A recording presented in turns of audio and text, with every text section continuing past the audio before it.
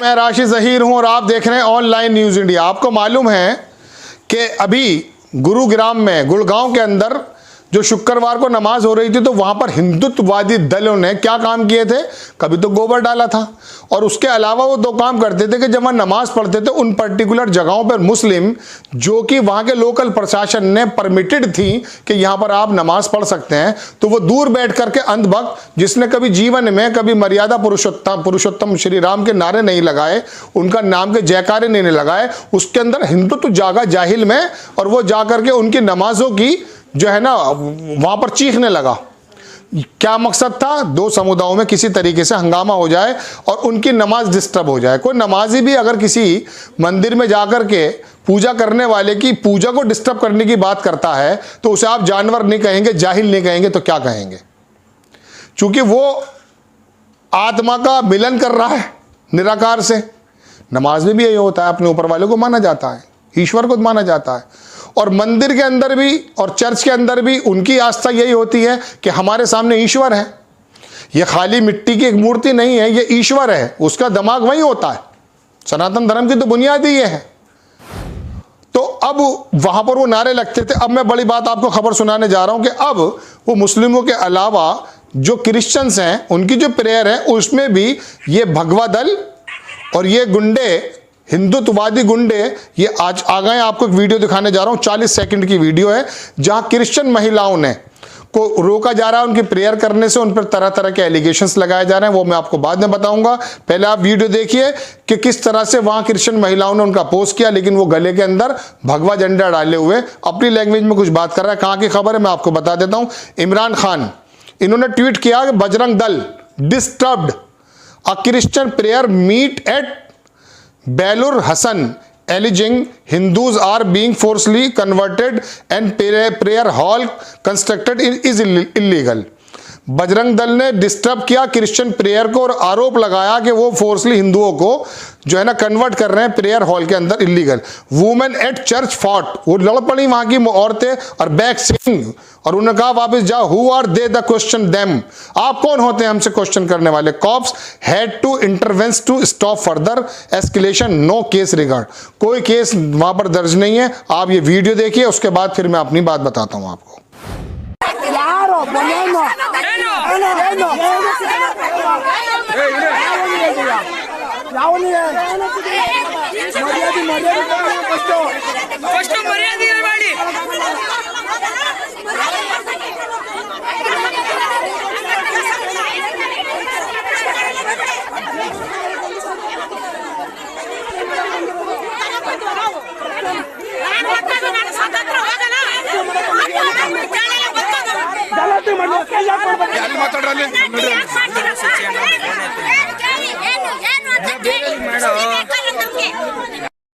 तो आपने देखा कि ये वीडियो, ये भगवाधारी गुंडे, ये हिंदुत्ववादी गुंडे किस तरह से आकर के वहां नमाज को डिस्टर्ब कर रहे थे, यहां पर क्रिश्चियन की प्रेयर को डिस्टर्ब करने पहुंचे और आरोप लगा रहे हैं कि आप जो है धर्मांतरण करा रहे हैं।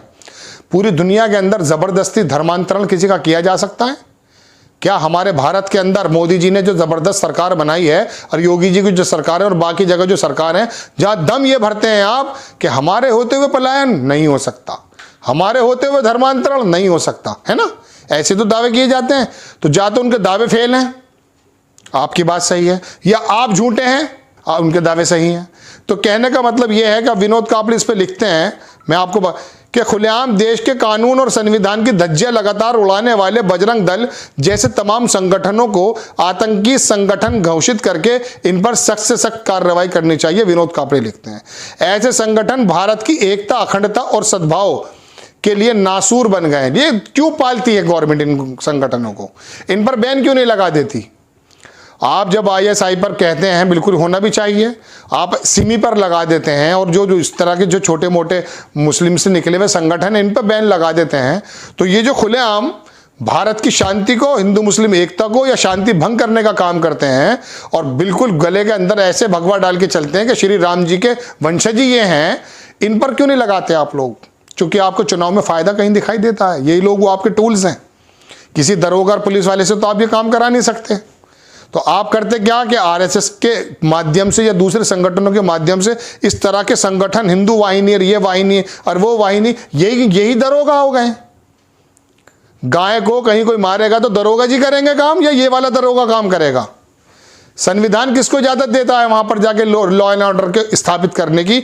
और सबसे बड़ी बात, मुस्लिम और ईसाई के साथ जिस तरह का आपका आचरण आपके संगठन कर रहे हैं, आपकी मर्जी से कर रहे हैं सरकार या नहीं कर रही है हम नहीं जानते, हमारे पास कोई नहीं। लेकिन जिस तरह से इनको आज़ादी मिली हुई है, त्रिपुरा हो, आसाम हो या उड़ीसा हो या बिहार हो या उत्तर प्रदेश या हरियाणा हो, ये तमाम जगहों पर जी जो काम कर रहे हैं और इनको पुलिस का कोई खौफ नहीं है। एक आदमी आता है धमकी दे के कहता कि मथुरा के अंदर 6 दिसंबर को कृष्णा जी की मूर्ति मैं इंस्टॉल कर दूंगा, और आप हिरासत में लेके उसे बिठाते हैं, हिरासत में पूछताछ कर रहे हैं। अरे डंडे मार के जेल भेजिए उसको। उसने खुलेआम जो है शांति भंग करने की और दो समुदायों के बीच में विघटन पैदा करने की बात की है।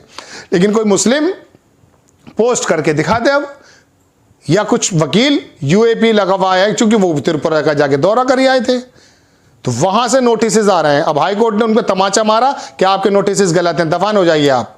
तो कहने का मतलब यह है कि आप इस तरह के संगठनों को, अब इससे बदनामी क्या होती है वो मैं आपको बताता हूं। देखिए, मैं अपने एपिसोड में कई बार बात कह चुका, लेकिन मिसालें बार बार इसलिए बतानी पड़ती हैं कि उसके अलावा मिसालें कहां कहां से ढूंढ कर लाएंगे, पूरी दुनिया के अंदर पड़ी हुई हैं।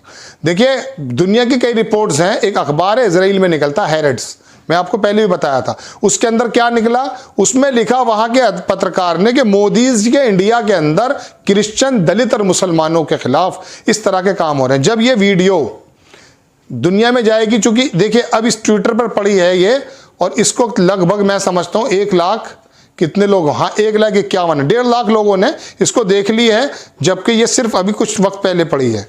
अब ये ट्विटर पर तो आपका कब्जा है नहीं, आपने अपने पार्लियामेंट से तो पत्रकारों को बाहर निकाल दिया, लेकिन अब जो है ये ट्वीट है, सोशल मीडिया है, और बाहर की मीडिया पर तो आपका बस चलेगा नहीं, वही भी से तो छापेगा।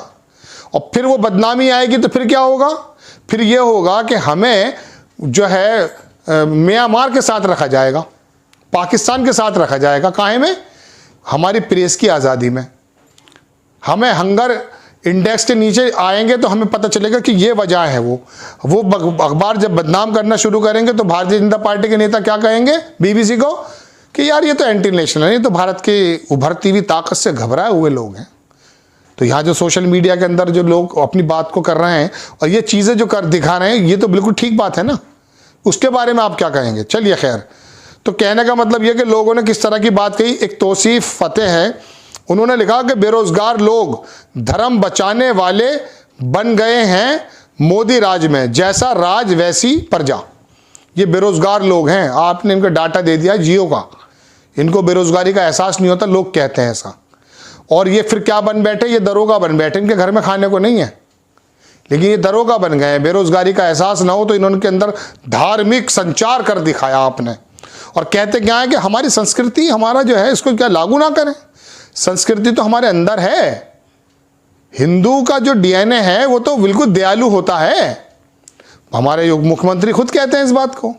लेकिन ये जो भगवादारी गुंडे हैं, ये किस तरह की जो हरकतें करते हैं, हिंदुत्ववादी दल, ये क्या करते हैं?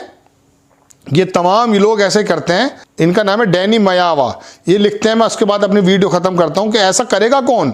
उन्हें सत्ता का समर्थन प्राप्त है, जड़े और थड़ आरएसएस है और बीजेपी, एबीवीपी, बजरंग दल, हिंदू महासभा इत्यादि इसकी शाखाएं हैं। जब तक ये सत्ता में हैं बेलगाम है, क्योंकि जानते हैं कि वे कुछ भी कर लें उन्हें कोई कुछ नहीं कहेगा और ना ही कोई कार्रवाई होनी है इनके खिलाफ। ये बिल्कुल सही बात है। इसी आदमी ने लिखा ये बात, और ये मैं आपको चिपका भी दूंगा जब अपनी वीडियो आप देखेंगे। तो कहने का मतलब ये है कि फिर अब क्रिश्चियंस के ऊपर भी प्रेयर के अंदर डिस्टर्ब किए हैं, वहाँ नारेबाजी हुई है, वहाँ पे लेडीज़ ने उनको भगाया, उनको डांटा, लेकिन पुलिस ने कोई अभी तक केस रजिस्टर्ड नहीं किया है। लेकिन अगर इस तरह की वीडियोज़, इस तरह की बातें होती हैं तो ये हिंदुत्ववादी संगठन क्या समझाएंगे कि ईसाई, दलित, मुस्लिम, इनके खिलाफ हम करके दरोगा या बहुत बड़े बदमाश बन जाएंगे, बहुत बड़े जो है ताकत वाले बन जाएंगे? ऐसा नहीं है। सरकारें आती हैं जाती हैं, फिर सरकार दूसरी आएंगी, वो दूसरा तरह का काम करेंगी, लेकिन हिंदुत्व वादी संगठनों पर जो इस तरह की बर्बरता और दहशत फैलाने का काम कर रहे हैं, इस पर सरकारों को ध्यान लेना चाहिए। अदरवाइज भारत की जो एक पोजीशन है, भारत की जो पर्सनैलिटी है, भारत की जो एक पूरा एक दुनिया के सामने खाका है शांति प्रिय देश का, उसको कहीं ना कहीं इन हिंदूवादी संगठनों की वजह से धचका लगता है। आपको खबर कैसी लगी अपनी राय कमेंट्स बॉक्स में जरूर दीजिए। चैनल को सब्सक्राइब कीजिए और शेयर कीजिए। नेक्स्ट टाइम मैं फिर किसी खबर के साथ हाजिर हो जाता हूं, तब तक के लिए जय हिंद। इस खबर को अभी लाइक करें, शेयर करें, अभी चैनल को सब्सक्राइब करें और घंटी जरूर